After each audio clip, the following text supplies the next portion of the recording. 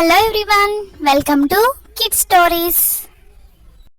వేసవికాలం రానే వచ్చేసింది. చెట్లు వాడిపోయాయి, చెరువులు ఎండిపోయాయి, అడవిలో పక్షులు నీటి కోసం వెతుకుతూ అలసిపోతున్నాయి. ఒక పెద్ద వృక్షం కొమ్మపై ఒక పిచ్చుకల కుటుంబం ఉంది. ఆ కుటుంబంలో తండ్రి పిచ్చుక, తల్లి పిచ్చుకతో పాటు వాళ్ళకి 2 పిల్లలు ఉన్నారు. వాటి పేర్లు చిన్ని, మిన్ని. ఒకరోజు చిన్ని మిన్నీలకు బాగా దాహం వేసింది. అని చిన్ని మిన్నీలు తల్లి పిచ్చుకని అడిగాయి.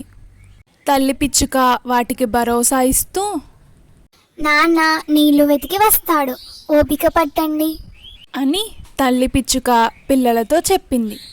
తండ్రి పిచ్చుక ఆకాశాన్ని చూస్తూ, నీరు దొరకడం కష్టమే, కానీ నా పిల్లలు అలానే ఉండలేరు కదా అంటూ గూడును వదిలి నీటి కోసం బయలుదేరాడు. తండ్రి పిచ్చుక ఎక్కడ చూసినా ఎండిపోయిన నేల, వాడిపోయిన చెట్లు మాత్రమే కనిపించాయి. నీటి కోసం వెతుకుతూ దూరంగా వెళ్ళాడు. మార్గంలో వేటగాళ్ళు పాడేసిన వలలు కూడా కనబడ్డాయి. ఒక్కసారి అటుగా వెళ్ళినా చిక్కుకునే ప్రమాదం ఉంది. కొంత సమయం తర్వాత తండ్రి పిచ్చుకకు నీళ్లు కనిపించాయి. కానీ ఆ నీటిని తాగబోతుండగా ఒక పాము అక్కడికి వచ్చింది. తండ్రి పిచ్చుక ఒక్కసారిగా ఉలిక్కిపడి వెనక్కి వెళ్ళాడు. పాము దానిని వెంటపడి పొదల్లోంచి బయటికి వచ్చేసింది. తండ్రి పిచ్చుక రెక్కలు అటు ఇటు చాపి పామును తప్పించుకుని ఎగిరిపోయాడు. కానీ ఆ పాము మాత్రం వెంటపడి పైకి గెంతింది. చివరి క్షణంలో తండ్రి పిచ్చుక ఎగిరిపోతూ ఓ పొదల్లో దాక్కుంది. ఎట్టకేలకు తండ్రి పిచ్చుక ఎండలో ఒక చెరువు దగ్గరికి చేరుకున్నాడు. కానీ అక్కడ నీరు చాలా తక్కువగా ఉంది. చుట్టూ చాలా పక్షులు కూడా అదే నీటి కోసం పోటీ పడుతున్నాయి.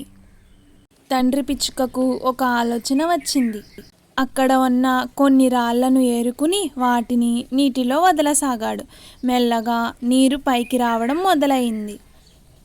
అంతలో ఓ గ్రద్ద గాల్లో వాలింది. అది అలసిపోయిన పక్షులను వేటాడేందుకు సిద్ధంగా ఉంది.